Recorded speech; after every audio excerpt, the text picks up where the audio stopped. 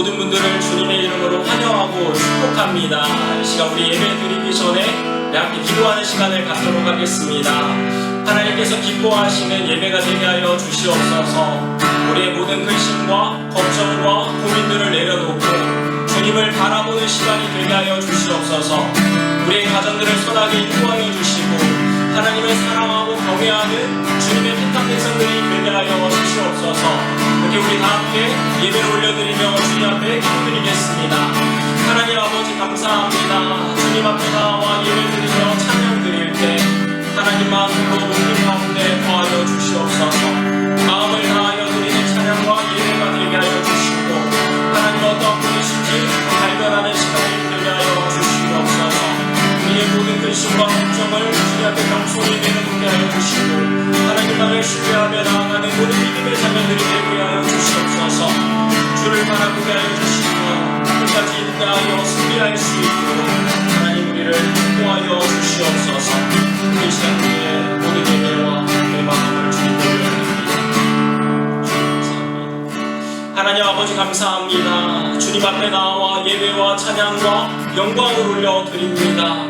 아버지 기쁘게 받아주시며 오직 이 시간 주님께만 집중하며 나아가는 시간이 될 수 있도록 우리를 붙들어 주시옵소서. 세상의 모든 근심과 걱정을 주님 앞에 내려놓게 하여 주시고 하나님을 신뢰하며 나아갈 때 모든 일을 완벽하여서 선을 이루시는 하나님의 능력을 누리게 하여 주시옵소서.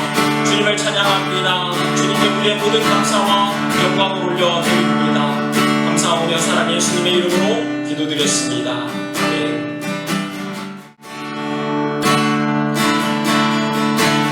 지금까지 지내온 것은 주의 은혜라 주의 은혜라. 지금까지 지내온 것은 다시 한번 고백하겠습니다. 내가 지금까지 지내온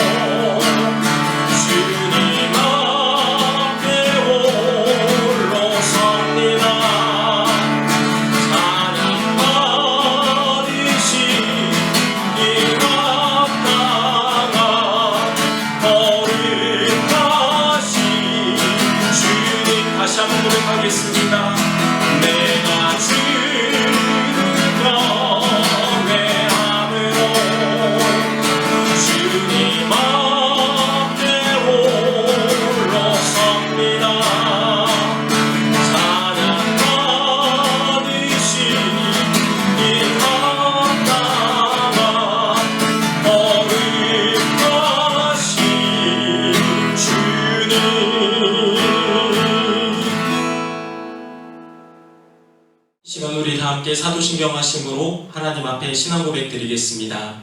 전능하사 천지를 만드신 하나님 아버지를 내가 믿사오며 그 외아들 우리 주 예수 그리스도를 믿사오니 이는 성령으로 잉태하사 동정녀 마리아에게 나시고 본디오 빌라도에게 고난을 받으사 십자가에 못 박혀 죽으시고 장사한 지 사흘 만에 죽은 자 가운데서 다시 살아나시며 하늘에 오르사 전능하신 하나님 우편에 앉아 계시다가 저리로서 산자와 죽은 자를 심판하러 오시리라. 성령을 믿사오며 거룩한 교회와 성도가 서로 교통하는 것과 죄를 사하여 주시는 것과 몸이 다시 사는 것과 영원히 사는 것을 믿사옵나이다. 아멘. 하나님 아버지, 우리의 찬양과 예배를 받아주셔서 감사합니다. 예배의 자리를 기뻐하며 사모하는 자녀들에게 복을 내려주시고 하나님의 은혜가 가정 가운데 충만케 하여 주시옵소서. 주의 말씀을 들으며 깨달음이 있게 하시고 순종하며 살 때 하나님의 영광이 드러나게 하옵소서.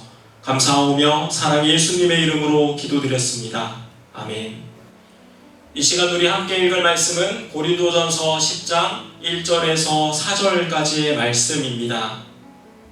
형제들아, 나는 너희가 알지 못하기를 원하지 아니하노니 우리 조상들이 다 구름 아래에 있고 바다 가운데로 지나며 모세에게 속하여 다 구름과 바다에서 세례를 받고 다 같은 신령한 음식을 먹으며 다 같은 신령한 음료를 마셨으니 이는 그들을 따르는 신령한 반석으로부터 마셨으니 그 반석은 곧 그리스도시라.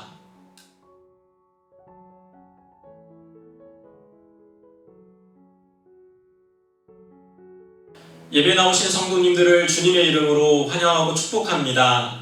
하나님의 은혜가 늘 함께 하시길 기도드립니다. 오늘은 하나님께 영광이라는 제목으로 말씀을 나누겠습니다. 고린도전서 10장에서는 출애굽한 이스라엘 백성들이 광야에서 겪었던 일들을 기록해 놓고 있습니다.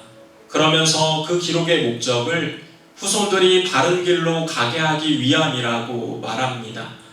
예를 들어서 모세가 백성들을 모아놓고는 7년에 한 번 율법을 낭독하여 하나님 경외하기를 배우게 하라라고 가르쳤었는데, 그런 얘기들을 성경에 기록해 놓은 이유도 후세대의 사람들이 바른 길로 가게 하기 위함이라는 것이죠. 예레미야 선지자 같은 경우에는 아무도 듣지 않는 설교를 40년 동안이나 눈물로 전했습니다. 그 시대 주변 사람들이 보면서 생각했을 거예요. 굳이 저렇게까지 할 필요가 있을까? 아무도 듣지 않는 말씀이라면 그냥 전하지 않는 것이 낫지 않을까? 그런데 만약에 이런 이유로 말씀을 전하지 않았다면 하나님의 마음이 얼마나 아프셨을지 지금도 우리는 알지 못했을 것입니다. 우리 창성교회가 창세기부터 요한계시록까지 한 장씩 한 장씩 설교를 하고 있는데, 사실 그전에도 그랬지만 요즘 같은 때에는 더 호응도 관심도 얻지 못하는 설교 방법입니다. 그러나 그렇게 기록해 놓으면 언젠가는 후대의 신앙인들이 우리를 위함이다 라고 하지 않을까요? 그리고 목회자로서 하나님의 말씀을 더하지 않고 빼지 않고 66권을 성실하게 전하고 싶은 마음이 있습니다. 사랑하는 창성교회 성도님들과 말씀을 나눌 때 우리를 위한 말씀이 되고 또한 후대를 위한 말씀이 되길 소망합니다. 사도 바울은 믿음의 선조들이 후대를 위해 남긴 교훈들을 얘기하면서 고린도 교인들이 믿음의 기준을 다시 바르게 세우기를 원했습니다. 우리들에게도 동일한 교훈이 되기를 이 시간 원합니다. 1절 말씀을 보겠습니다. 형제들아, 나는 너희가 알지 못하기를 원하지 아니하노니 우리 조상들이 다 구름 아래에 있고 바다 가운데로 지나며. 알지 못하기를 원하지 아니하노라, 부정의 부정이라고 해서 강한 긍정을 말할 때 사용하는 방법입니다. 다시 번역을 하면은요, 형제들아, 나는 너희가 제발 좀 알기를 원한다 라는 뜻이죠. 2절 말씀입니다. 모세에게 속하여 다 구름과 바다에서 세례를 받고 다 같은 신령한 음식을 먹으며 다 같은 신령한 음료를 마셨으니 이는 그들을 따르는 신령한 반석으로부터 마셨음에 그 반석은 곧 그리스도시라. 이스라엘 백성들이 광야 생활을 하면서 홍해 바다도 건너기도 하고 신령한 만나와 반석에서 나오는 물을 마시기도 했는데, 그렇게 인도하여 주신 분이 바로 반석이 되시는 예수 그리스도라라는 말을 하고 있는 것입니다. 그런데 문제는 5절 말씀이죠. 그러나 그들의 다수를 하나님이 기뻐하지 아니하셨으므로 그들이 광야에서 멸망을 받았느니라.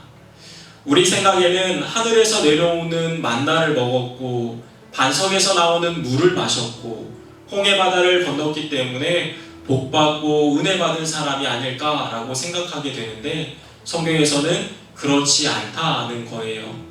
그런 기적을 체험했음에도 불구하고 하나님의 말씀에 순종하지 않아서 결국 가나안 땅에 들어가지 못한다면은 그만큼 불쌍한 사람도 없다는 것이죠. 하나님의 은혜를 경험하고도 다시 이단으로 간 사람, 죽을 뻔한 인생을 살려줬는데도 하나님을 떠난 사람, 은사와 능력을 주셨는데도 자기 이익을 위해 사용하는 사람, 이런 사람들을 성경에서는 멸망받을 사람의 모습으로 소개하고 있습니다. 좋은 신앙은 내 삶에 특별한 기적이 없어도 성실하고 충성된 사람입니다. 제 경험으로 비춰볼 때 오히려 기적이나 놀라운 능력만 추구하는 사람치고 순수하거나 바르거나 끝이 좋은 사람을 본 적이 별로 없습니다. 그래서 사도 바울이 하는 얘기는 그런 사람들을 별로 부러워할 것도 없고 본받으려 하지 않아도 된다는 것이죠. 고린도 교회 안에 하나님의 큰 은혜가 부어졌는데 그 은혜와 은사와 능력을 교만의 재료로 사용해버린 사람들은 마치 광야에서 멸망을 당한 사람과 크게 다르지 않음을 경고하고 있는 말씀입니다. 잘못된 길로 간 예들을 소개하고 있는데요. 7절 말씀을 보면 그들 가운데 어떤 사람들과 같이 너희는 우상 숭배하는 자가 되지 말라. 기록된 바 백성이 앉아서 먹고 마시며 일어나서 뛰논다함과 같으니라.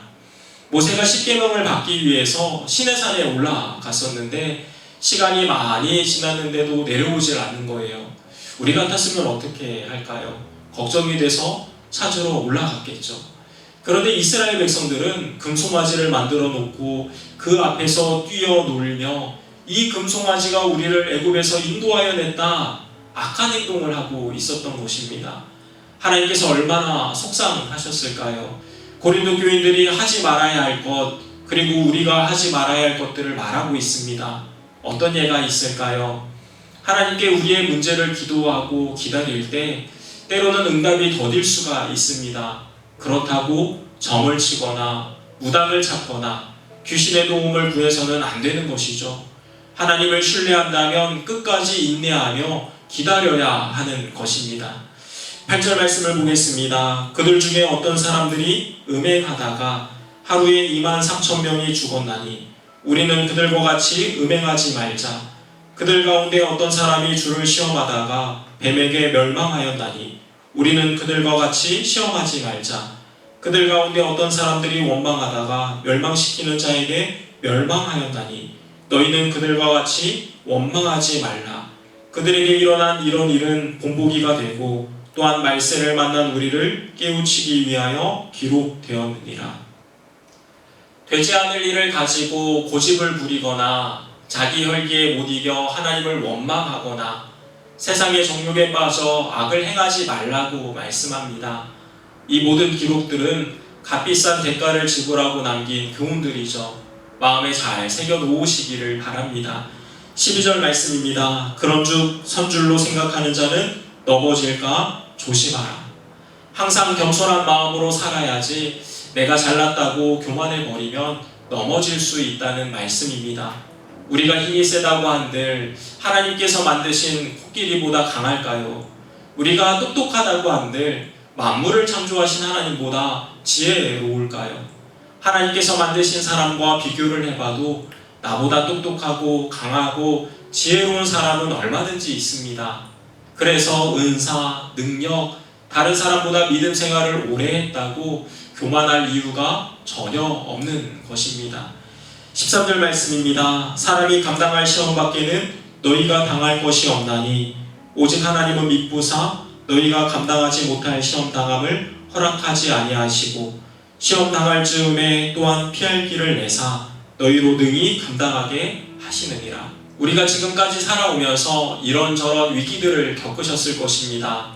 연세가 좀 있으신 분들은 끝이라고 여겨졌던 시절도 보내셨을 것입니다. 그런데 돌아보면 그때마다 피할 길을 열어주시고 이길 힘도 주신 거예요. 로마의 압제 아래 예수를 믿으면 죽임을 당하던 시절이 있었습니다. 그때를 우리 보고 다시 살라고 한다면 너무 부담이 되고 불가능한 일이라고 생각이 드는데, 그래도 성경에서는 감당치 못할 시험을 허락하지 아니하시고 시험 당할 즈음에 피할 길을 주신다고 하시죠. 사도 바울이 고백한 말 중에 내게 능력 주시는 자 안에서 내가 모든 일을 할 수 있습니다. 그것이 하나님의 은혜죠. 각자의 상황과 믿음의 분량에 따라 하나님은 우리를 선하게 인도하여 주시는 분이십니다. 그리고 때로는 그 상황을 뛰어넘어 힘과 능력이 되어주시는 분이십니다. 어떤 상황에서든 낙심치 마시고 하나님의 말씀을 의지하는 분들이 되시기를 바랍니다. 14절 말씀입니다. 그런즉 내 사랑하는 자들아 우상 숭배하는 일을 피하라. 다른 죄도 지어서는 안 되겠지만 우상 숭배하는 것만큼은 꼭 피하라는 것이죠. 이제 곧 추석 명절이 다가오는데 이 말씀을 통해서 기준을 다시 한 번 더 세우실 수 있는 분들이 되시기를 바랍니다. 20절 말씀을 보면 무릇 이방인들이 제사하는 것은 귀신에게 하는 것이요 하나님께 제사하는 것이 아니니 나는 너희가 귀신과 교제하는 자가 되기를 원하지 아니하노라. 세상 사람들이 드리는 제사는 죽은 조상에게 드리는 것이 아닙니다. 다 귀신에게 하는 것이라고 말씀하고 있죠. 다시 말씀드리면 조상에게 제사를 드린다고 해서 음부에 있는 또는 낙원에 있는 죽은 사람이 다시 이 땅에 내려올 수 없다는 것입니다. 그 차려놓은 음식도 먹을 수가 없을 뿐더러 살아있는 사람과 대화도 할 수 없습니다. 그래서 영적인 눈으로 보게 되면 그곳에는 조상이 아니라 사실은 온갖 귀신들이 앉아 있다는 것입니다. 그런데 그런 귀신 앞에 하나님의 형상으로 만들어진 사람이 절을 한다면 그것은 곧 하나님을 향한 모독이고 어리석은 행동인 것입니다. 기준을 정하여 하나님의 뜻을 따르고 하나님께 영광이 되는 분들이 되시기를 바랍니다. 21절 말씀입니다. 너희가 주의 잔과 귀신의 잔을 겸하여 마시지 못하고 주의 식탁과 귀신의 식탁에 겸하여 참여하지 못하리라. 성찬식을 할 때 떡과 잔을 먹고 마시며 예수님을 생각하는 것처럼 귀신의 잔도 겸하여 마실 수 없다는 것입니다. 나는 사랑이 많은 사람이니까 이 사람과도 결혼하고 저 사람과도 결혼할 거야. 나는 종교에 대해서 열려있는 사람이라서 예수도 믿고 부처도 믿고 귀신도 믿을 거야. 이럴 수 없다는 것입니다. 22절 말씀을 이어서 보면 그러면 우리가 주를 노여워하게 하시게 하겠느냐? 우리가 주보다 강한 자냐? 모든 것이 가하나 모든 것이 유익한 것은 아니요 모든 것이 가하나 모든 것이 덕을 세우는 것은 아니니 누구든지 자기의 유익을 구하지 말고 남의 유익을 구하라. 할 수 있다고 해서 다 해서는 안 됩니다. 어떤 일이든 옳은 일인가 바른 일인가 유익한가 덕을 세우는 것인가 진지하게 생각하고 결정해야 하는 것입니다. 만약에 내게는 유익한 선택이지만 다른 사람에게 유익이 되지 못하고 상처가 된다면 삼가야 하는 것이죠. 내게도 유익하고 다른 사람에게도 유익한 것을 선택하는 지혜로운 분들이 되시기를 바랍니다. 25절 말씀입니다. 무릇 시장에 파는 것은 양심을 위하여 묻지 말고 먹으라. 전에 말씀드렸던 내용이 또 나왔는데요. 고린도 안에 아프로디테라는 신전이 있었습니다.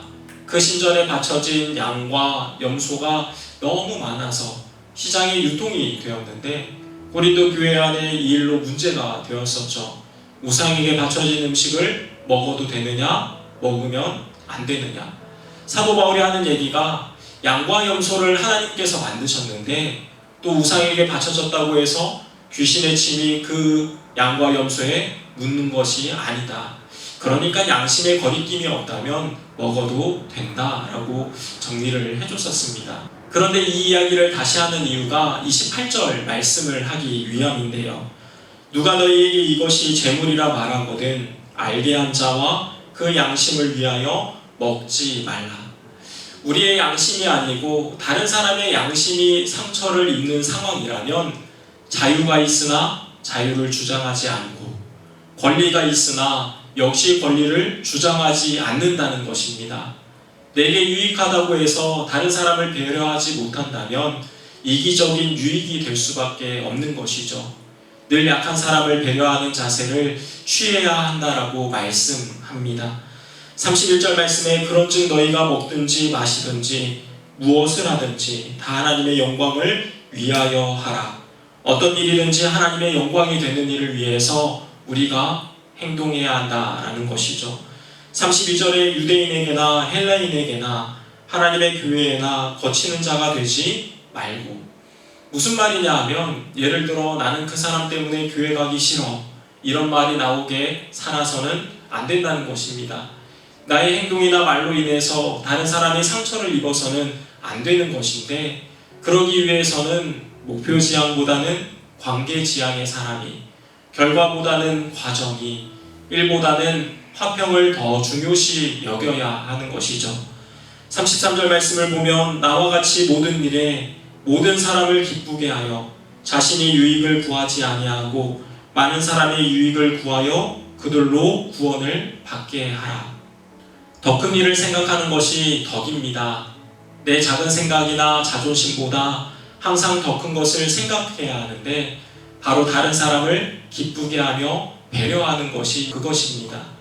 고린도 교회의 여러 문제들을 얘기하다 보니까 성도들 사이에 배려도 사랑도 경청도 없었던 거예요.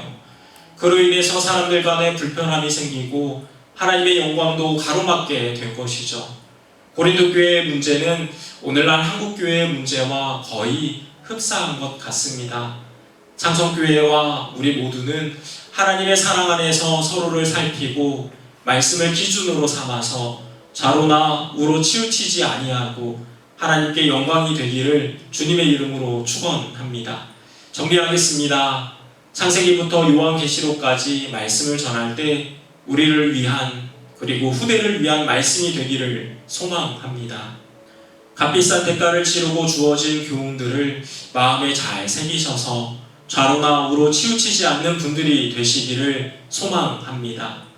각자의 상황과 믿음의 분량에 따라 하나님은 우리를 선하게 인도하여 주시는 분이십니다. 그리고 때로는 그 상황을 뛰어넘어서 힘과 능력이 되어주시는 분이십니다.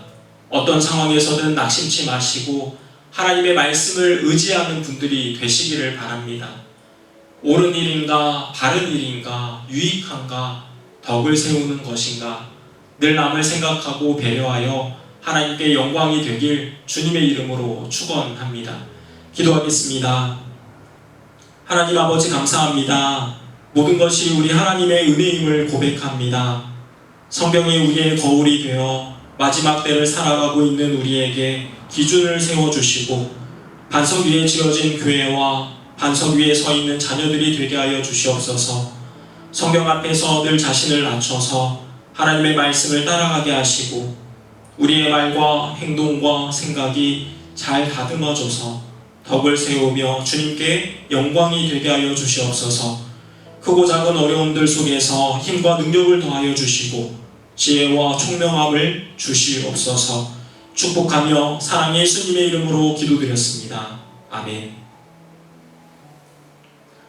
이제는 우리 구주 예수 그리스도의 은혜와 하나님의 사랑과 성령님의 교제하심이 하나님의 뜻을 구하며 주님께 영광을 올려드리는 모든 성도들 가운데, 가정과 하고 있는 일들 가운데, 땅끝까지 복음을 들고 사랑을 전하고 있는 선교사님들과 사역자들 가운데 이제로부터 영원토록 함께 있을지어다. 아멘. 예배를 모두 마쳤습니다. 평안한 저녁 되시고요. 또 주일에 뵙겠습니다.